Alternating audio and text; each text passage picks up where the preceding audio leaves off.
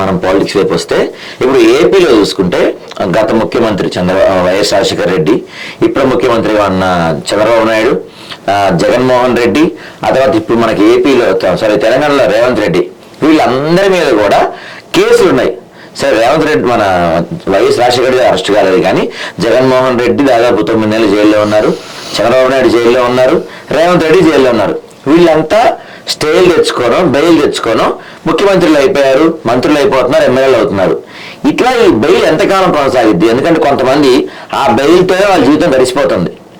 So ఇలా బెయిల్తో ఇప్పుడు ఎందుకంటే మనకి లా ప్రకారం చట్టం ఏదన్నా మనం ఒక తప్పు చేసినట్టు ప్రూవ్ అయితే వాళ్ళు ఎన్నికల్లో అనర్హులుగా ప్రకటిస్తూ ఒక జారీ చేస్తారు. మరి ఇలా బెయిల్ పైన స్టేలు తెచ్చుకొని ఎంతకాలం కొనసాగచ్చు అట్లా?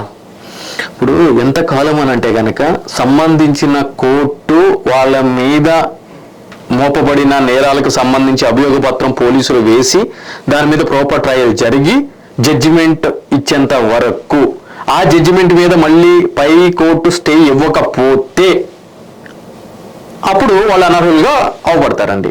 ఇప్పుడు మీరు చెప్పిన ఏవైతే గనక చంద్రబాబు నాయుడు గారు కానీ, అదేవిధంగా రేవంత్ రెడ్డి గారు కానీ, అదేవిధంగా జగన్మోహన్ రెడ్డి గారు కానీ, హేమంత్ సోరెన్ జార్ఖండ్ లో రీసెంట్ గా, అదేవిధంగా మన ఢిల్లీ కేజ్రీవాల్ గారు కానీ, సో ఈ విధంగా ఎక్కడ తీసుకున్నా కూడా మన కర్ణాటకలో కొత్తగా సిద్ధరామయ్య గారు మొదలయ్యారు, రెడీ అవుతుంది కొత్త సిరీస్ అది.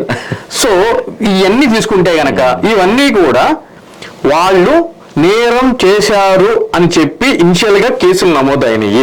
వాటికి సంబంధించిన అభియోగ పత్రాలు కొన్ని కేసుల్లో, అంటే జగన్మోహన్ రెడ్డి గారి కేసుకు సంబంధించి కానీ, చంద్రబాబు నాయుడు గారి కేసుకు సంబంధించి కానీ, రేవంత్ రెడ్డి గారి కేసుకు సంబంధించి కానీ అభియోగ పత్రాలు కూడా సంబంధించిన కోర్టులో దాఖలు చేశారు. చేసిన తర్వాత వాటి మీద ట్రయల్ అనేది కండక్ట్ జరగాలి, ప్రాపర్ ట్రయల్ జరగాలి.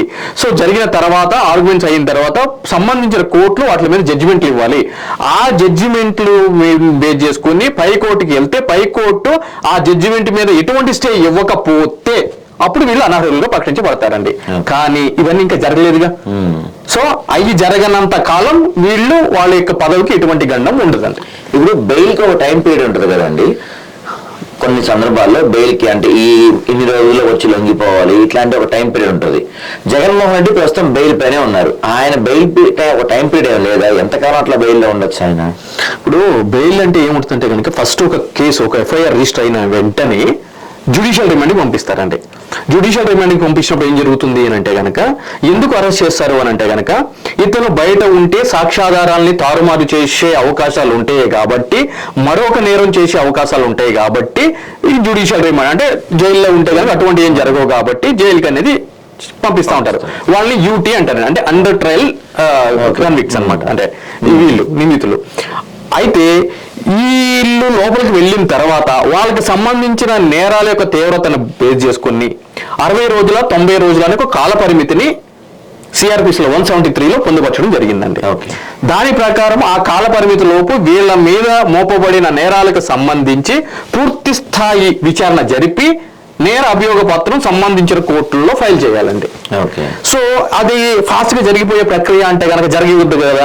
అందు గురించి ఏం చేస్తారు అని అంటే కనుక, అది ఆ నిర్దేశిత టైంలో చేయలేదు కాబట్టి వాళ్ళకి ఏం చేస్తారు అని అంటే కనుక, చేసేంత వరకు లోపం ఉంచాలి అంటే కనుక రేపొద్దున అంతా కంప్లీట్ అయిపోయిన తర్వాత ఇతను నిర్దోషి అని అంటే కనుక ఇతను జీవితకాలం వేస్ట్ అయిపోతుంది కదండి, వేస్ట్ అయిపోతుంది కదా.